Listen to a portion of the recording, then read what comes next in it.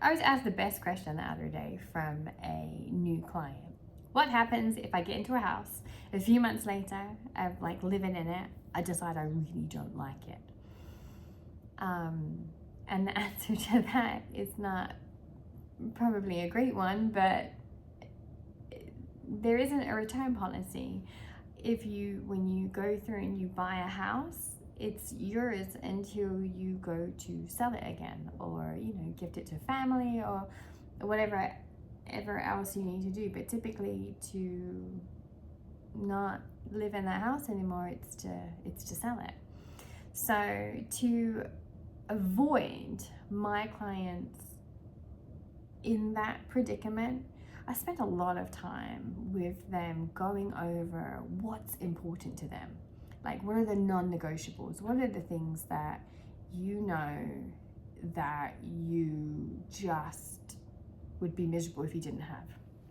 For example, I am a dog walker, meaning I like to walk my dogs. So being in an area where there is room for me to do that is great. I couldn't imagine living somewhere where that wasn't easily accessible to me, such as you kind of live in the middle of nowhere and there is nowhere to walk. You'd have to drive to wherever is next, or being close to a hospital, or being close to I guess places to take my children, because that's just how I live. So therefore, when I talk to my clients, I want to understand: do you like riding horses? Do you like to be out walking in your neighborhood? Do you like to have neighbors so that you feel that you're close to something? Do you like to have no neighbors? Do you like a HOA? Do you not?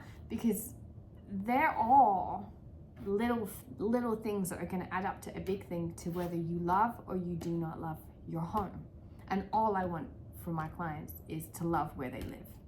So to avoid people not enjoying their home a few months in, is for us to have all the hard upfront conversations. And sometimes actually I've had a couple of situations where I've put in offers for my clients, and then I don't see their joy anymore. I don't see their excitement. They're like, oh, that's cool, we won or whatever. And I've had to be like, hey, I'm not I need more from you. I need to know that you love this home, that you see yourself in it. Let's talk about that. And sometimes they have, it's typically a husband and wife couple would been the scenarios that I have been in, and they sleep on it and they talk about it and they realize it's just not the home for them. They're just not feeling it. And then, a couple of weeks later, we found the perfect home for them.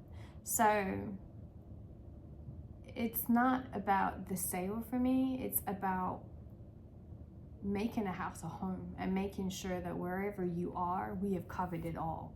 I mean, the things that I can't, you just don't know until you live there, is your neighbors. I have no idea what your neighbors are going to be like. That is, you're rolling the dice there.